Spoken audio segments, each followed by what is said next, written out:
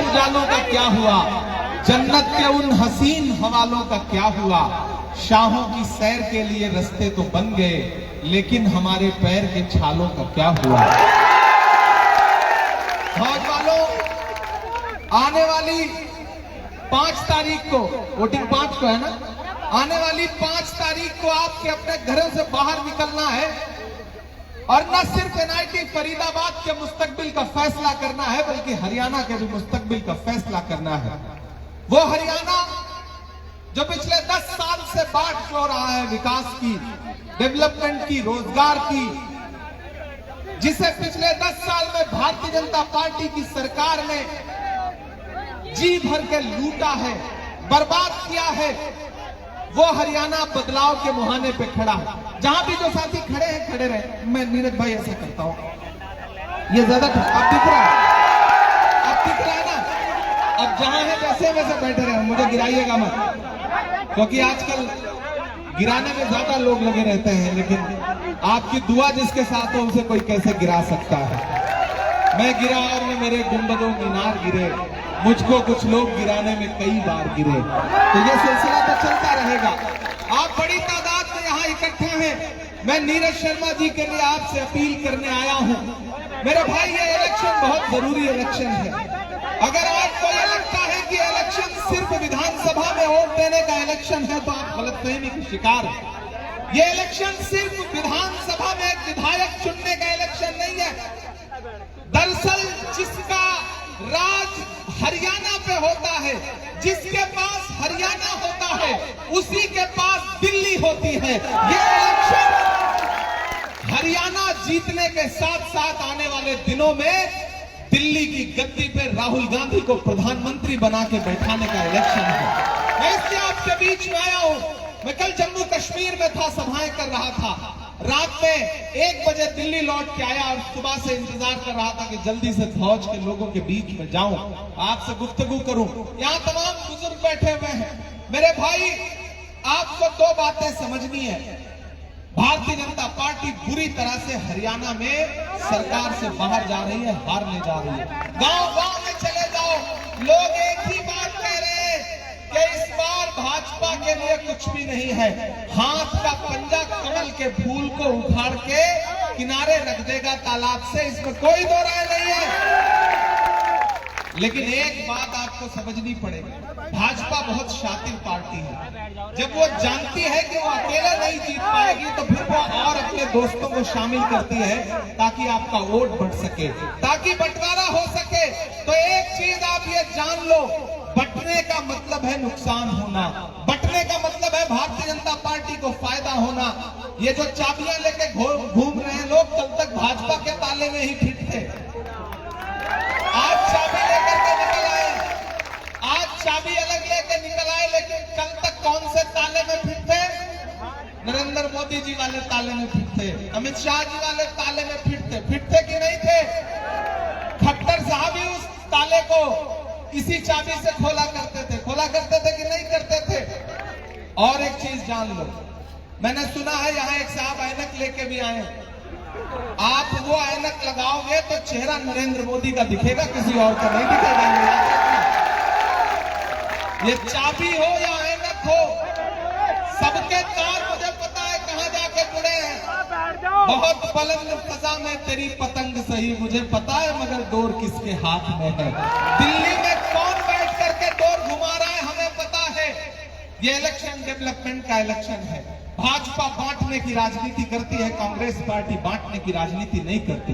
मेरे भाई, मैं जब दिल्ली से चला और इन रास्तों पर चलता हुआ यहाँ पहुंचा, तो मेरी आंखों में भारत जोड़ो यात्रा का वो मंजर तैर रहा था कि जब इन्हीं सड़कों पे सुबह सुबह 5 बजे 6 बजे कोहरे में एक शख्स कन्याकुमारी से चलता हुआ लगातार अपने पैर के छालों की परवाह किए बगैर एक नारा लगाता हुआ जा रहा था कि नफरत के बाजार में मोहब्बत की दुकान खोलनी है। एक नारा लगा रहा था कि नफरत छोड़ो, भारत जोड़ो। उस इंसान का नाम है राहुल गांधी। मैं चला हूं राहुल गांधी के साथ। फौज वालों, जब मैं राहुल गांधी के कंधे से कंधा मिला के भारत जोड़ो यात्रा में चल रहा था, तो लोग मुझसे कहते थे कि इमरान साहब आप तो शायर हैं, आप क्या कहेंगे, आप राहुल गांधी को चलते हुए देख रहे हैं। तब मैं कहता था कि जो हर जालिम से टकराएगी वो आंधी बनाऊंगा, जो हर जालिम से टकराएगी वो आंधी बनाऊंगा। नए अंग्रेज आए हैं, नया गांधी बनाऊंगा। मैं चला हूं राहुल गांधी के साथ और आज आपके गांव में आपसे ये कहने आया हूं। मैं इकराम साहब का शुक्रिया अदा करूंगा कि इन्होंने महसूस किया, इन्होंने समझा कि बंटने से कोई फायदा नहीं है। ये लड़ाई दो विचारधाराओं के बीच में है। एक तरफ नफरत की विचारधारा खड़ी है और एक तरफ मोहब्बत की विचारधारा खड़ी है, जिसके अलमबरदार राहुल गांधी हैं। मैं राहुल गांधी का सिपाही बन के आपके बीच में आया हूं मेरे भाई, और आपसे ये कहना चाहता हूं कि मैं किसी राजनीतिक परिवार से नहीं आता हूं। मेरे वालिद राज्यसभा या लोकसभा में या राजनीति में नहीं है, मेरे दादा राजनीति में नहीं है, लेकिन मेरे जैसे इंसान को, बोलने वाले इंसान को राहुल गांधी जी ने हाथ पकड़ के कहा कि इमरान प्रतापगढ़ी जाओ, देश की सबसे बड़ी पार्लियामेंट में, राज्यसभा में बैठो, तुम्हारी जरूरत वहां है। आपके बेटे को ताकत देने का काम किया उन्होंने, और आप इस बात के गवाह हैं। हरियाणा, मेवात, ये जो पूरा इतराफ है, इस बात का गवाह है। आपने सुनी हुई होंगी पार्लियामेंट में मेरी बातचीत, मेरी आवाज, मेरी तकरीरें, कि पिछले 2 साल में हिंदुस्तान की पार्लियामेंट में एक लम्हा ऐसा नहीं गुजरा होगा कि जब मुझे वहां बोलने का मौका मिला हो तो मैंने आपके मन की बात को वहां पर आवाज देने का काम न किया हो। मैं लड़ा हूं, मैं मुसलसल बोल रहा हूं, मैं इसलिए जिंदा हूं कि मैं बोल रहा हूं। दुनिया किसी गूंगे की कहानी नहीं लिखती। मैं लगातार ऐसे वक्त में जब बोलने पर पाबंदी हो, आवाजों पर पाबंदी हो, सोचने पर पाबंदी हो, सरकारें लोगों को कुचलने का काम कर रही हो, ऐसे समय में मैं डरा नहीं, मैं झुका नहीं, कहीं छुप छुपा के खड़ा नहीं। जो डटे हुए हैं महास पर, मुझे उन सफों में तलाश कर, मैं मुसलसल लड़ रहा हूं। और यहां इसलिए आया हूं मेरे भाई कि पार्लियामेंट में हमारे दोस्त हैं दीपेंद्र हुड्डा जी, भाई है हमारे वो। उन्होंने मुझसे कहा कि इमरान भाई, नीरज शर्मा के लिए एनआईटी फरीदाबाद जाइए, वहां लोगों से अपील करिए, उनको समझाइए कि सरकार बनने जा रही है, एक तरफा सरकार बनने जा रही है। मंदिरों में भजन चल रहा है, मस्जिदों में दुआ चल रही है, जिस तरफ भी नजर तुम उठाओ कांग्रेस की हवा चल रही है। पूरा हरियाणा एक सुर में, क्या हिंदू, क्या मुसलमान, क्या सिख, क्या ईसाई, क्या दलित भाई, हर व्यक्ति एक सुर में कह रहा है कि कमल अब मुरझा रहा है और हाथ का पंजा लगातार छाने जा रहा है। हरियाणा में सरकार बनने जा रही है। इसका इससे बड़ा सबूत क्या हो सकता है कि चुनाव से 6 महीने पहले खट्टर साहब को यहां से हटा करके दिल्ली भेज दिया गया और यहां से आपके ऊपर एक पर्ची वाले मुख्यमंत्री थोप दिए गए। लेकिन भाजपा की कोई भी तरकीब काम नहीं आ रही है। हरियाणा की जनता ने मन बना लिया है। हरियाणा की जनता महंगाई से परेशान है। हरियाणा के लोग सेना में जाने वाले लोग हैं, अपने खून पसीने से भारत की सरहदों की हिफाजत करने वाले लोग हैं। लेकिन इस सरकार ने क्या किया, अग्निवीर ला करके हरियाणा के नौजवानों के सपने को तोड़ने का काम किया। खुद को 75 साल की उम्र में भी प्रधानमंत्री बनने का सपना पालेंगे, लेकिन हरियाणा के युवाओं से कहेंगे कि तुम नौकरी लो और 4 साल में रिटायर होकर के घर बैठ जाओ। इन्होंने नौजवानों के साथ धोखा किया, इन्होंने महिलाओं के साथ धोखा किया। ये नारा लगा करके आए थे कि बहुत हुई महंगाई की बार, अब की बार मोदी सरकार। फिर हालत क्या हुई कि 58 रुपए वाला पेट्रोल 100 रुपए के पास पहुंचा दिया, 400 का गैस सिलेंडर 1000 के पास पहुंचा दिया। नारा क्या लगाया था कि हम आएंगे तो चौकीदारी करेंगे, यही नारा लगाया था ना। ये कहा था कि खजाने की चाबी मुझे सौंप दो, मैं देश नहीं लूटने दूंगा। लेकिन पिछले 10 साल में देश को नफरत के अलावा भारतीय जनता पार्टी ने कुछ नहीं दिया और हरियाणा को सबसे ज्यादा लूटा गया। जबकि हरियाणा दिल्ली से सटा हुआ राज्य है तो सबसे ज्यादा डेवलपमेंट की जरूरत यहाँ थी। मैंने नीरज भाई को लड़ते हुए देखा है असेंबली में। आज तक और कोई ऐसा एमएलए नहीं मिला जो इन फासिस्ट ताकतों के खिलाफ खड़ा हो जाए कफन पहन करके और ये कह दे कि मैं कफन बांध के आया हूं, मैं अपनी जनता के लिए लड़ूंगा, कफन खुद लेके आया हूं, तुम मेरा जो बिगाड़ सकते हो बिगाड़ लो। ऐसे मशहूर, मजबूत, और चूंकि ये इनका दोहरा अधिकार है मेरे ऊपर। मैंने सुना है कि इस विधानसभा में हमारे उत्तर प्रदेश के भी बहुत सारे प्रवासी साथी रहते हैं। प्रतापगढ़ के भी कुछ साथी हैं। अभी मुझे पता चला कि एक बुजुर्ग यहाँ पर है, वो मिलना चाहते हैं, मैं भी मिलूंगा अभी उनसे। तो मैं आपसे एक गुजारिश और करना चाहता हूँ कि मेरे भाई नीरज शर्मा को जिताइए। जब 5 तारीख को अपने घरों से बाहर निकलिए तो ये सोच के निकलिए कि नीरज शर्मा को हाथ के पंजे के सामने वाला बटन दबा के दिया गया आपका एक वोट सिर्फ नीरज शर्मा को नहीं मिलेगा, मोहब्बत के उस मसीहा को मिलेगा जिसका नाम राहुल गांधी है। नीरज शर्मा को आपका दिया गया एक वोट सिर्फ नीरज शर्मा को नहीं मिलेगा, भाई दीपेंद्र हुड्डा को मजबूत करेगा, उनको ताकत देगा। नीरज शर्मा को आपका दिया गया एक वोट इमरान प्रतापगढ़ी के ऊपर आपका एहसान होगा, ये मैं आपसे गुजारिश करने आया हूं। इसलिए कहता हूं कि नीरज भाई को जिताइए। नीरज भाई को आप जिताएंगे, आप बहुत समझदार लोग हैं। मैं इशारे में आपसे एक ही बात कहूंगा कि मेरे भाई भटकिए मत, बटिए मत, सरकार बनने जा रही है। दिल्ली के गलियारों में मीडिया के किसी भी साथी से पूछ लो, हर आदमी कहेगा कि भाजपा हरियाणा में लड़ाई में है ही नहीं, एक तरफा कांग्रेस की सरकार बनने जा रही है। ऐसे में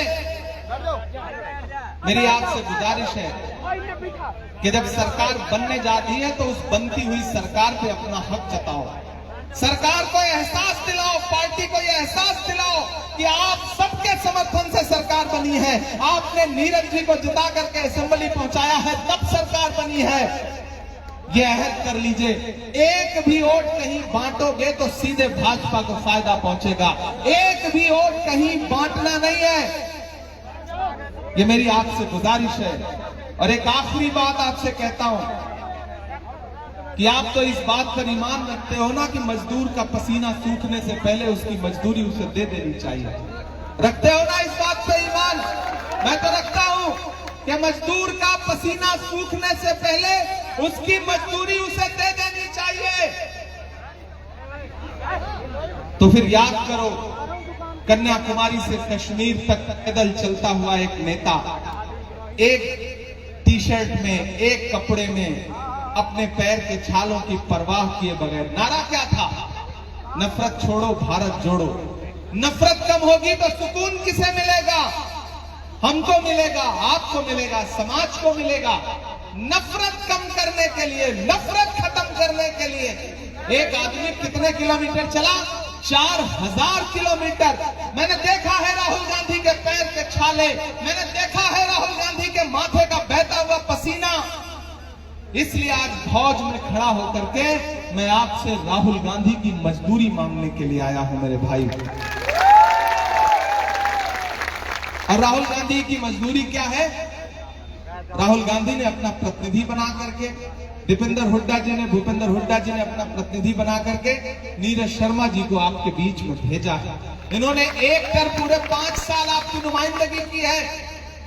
और मैं नीरज भाई से छोटा हूं उम्र में, राज्यसभा में हूं। एक बात यह भी कहता हूं, कोई जब 5 साल जनप्रतिनिधि रहता है तो हो सकता है छोटी छोटी शिकायतें भी हो, कभी फोन ना उठ पाया हो, कभी कोई शिकायत रह गई हो। लेकिन फौज वालों, जब लड़ाई बड़ी हो तो छोटी छोटी बातें नजरअंदाज की जाती हैं। जब लड़ाई बड़ी हो तो छोटी छोटी चीजें नहीं देखी जाती है, क्योंकि छोटी छोटी चीजों में उलझोगे तो कोई बहुत बड़ा फायदा उठा ले जाएगा। इसलिए मेरी गुजारिश है कि नीरज भाई को एक बार फिर से जिता करके हरियाणा की असेंबली में पहुंचाइए। नीरज भाई आपके मुद्दों पर लड़ेंगे, आपके लिए काम करेंगे, रोजगार के लिए काम करेंगे, महंगाई कम करने के लिए काम करेंगे। और कांग्रेस पार्टी की जो गारंटी है वो तो आपके बीच में है ही। भाजपा की 10 साल में एक भी गारंटी पूरी नहीं हुई, लेकिन राहुल गांधी की गारंटी पूरी होगी, कांग्रेस की गारंटी पूरी होगी, क्योंकि हमारे वायदे झूठे नहीं है, हमारे वादे नरेंद्र मोदी जी की तरह जुमले नहीं है, ये राहुल गांधी के वादे हैं। प्रधानमंत्री जी अपने भाषणों में आजकल बड़े थके हुए दिख रहे हैं, महसूस किया आपने? जब से 240 सीट आई है तब से बहुत चेहरे पे वो रौनक तो नहीं है। मेरे भाई जानते हैं, जब पार्लियामेंट में खड़े होकर के वो कहते थे कि बताओ कांग्रेस वालों 70 साल में क्या किया, तो एक दिन मेरा मन हुआ कि मैं खड़ा होकर बता दूं। तो खरगे साहब ने मुझसे कहा कि नहीं इमरान मत बताना, जो बताओगे ये उसको भी बेच देंगे, इनका काम सिर्फ बेचने का है। 70 साल का हिसाब मांगती है भाजपा। अरे मैं धौज में खड़ा होकर के भाजपा वालों से कहना चाहता हूं कि जो सरकार अपना चलाया हुआ 2000 का नोट 60 साल नहीं चला सकी, वो हमसे 70 साल का हिसाब मांगते हैं। ये झूठे लोग हैं, इनके किसी झूठ में मत आना, भाजपा के किसी झूठ में मत फंसना। और ये जो बाकी लोग घूम रहे हैं, कोई इंडिपेंडेंट घूम रहा है, कोई कहीं से चाबी लेके आया है, कोई ऐनक लगा के आया है, कोई फायदा नहीं है। कोई 2000 वोट काट लेगा, कोई 3000 वोट काट लेगा, कोई 5000 वोट काट लेगा, इससे फायदा क्या होगा? बहुत समझदारी भरी बात आपसे कह रहा हूं। आपके पड़ोस में हरियाणा है, राजस्थान है। राजस्थान में हमारी पार्टी के एक बड़े नेता हैं सीपी जोशी जी, नीरज भाई आपको याद होगा, मुख्यमंत्री बनने की दौड़ में थे और विधानसभा चुनाव में क्या हुआ, एक वोट से चुनाव हार गए, न विधायक बन पाए तो मुख्यमंत्री क्या ही बनते। बंटने का नुकसान ये होता है, एक एक वोट की अहमियत ये होती है। मैं इसलिए आपसे गुजारिश करने आया हूं कि ठीक है, कोई भी आपके दरवाजे पे कोई भी झंडा लेके आए, आप उससे कह देना कि ये जो कांग्रेस का झंडा है इसमें 3 रंग हैं और तिरंगे में भी 3 रंग हैं। ये झंडा हमारी भावना से जुड़ा है। ये जो कांग्रेस का झंडा है यही असली झंडा है और यही देश के लोगों का मन भी है।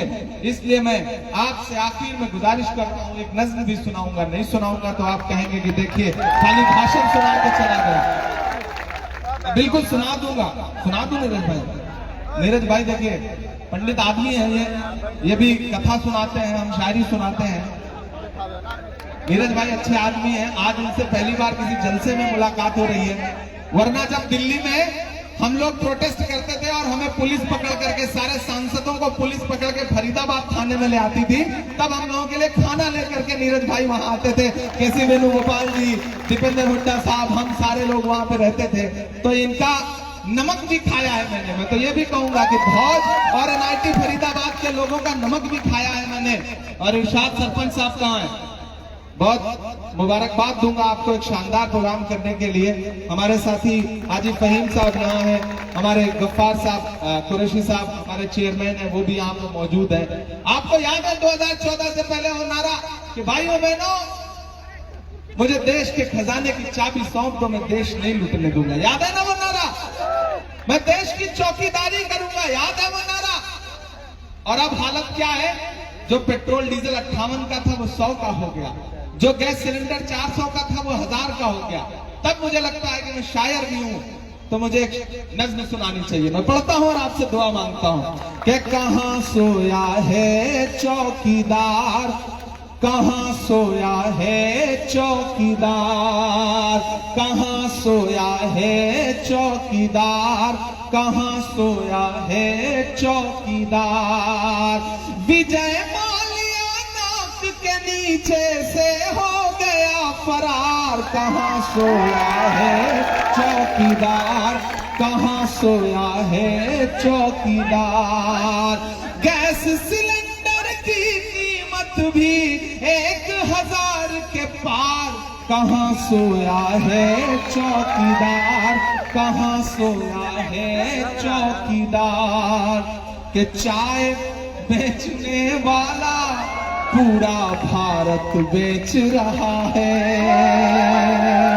सही कह रहा हूं कि नहीं कह रहा हूं? सही कह रहा हूं कि नहीं कह रहा हूं?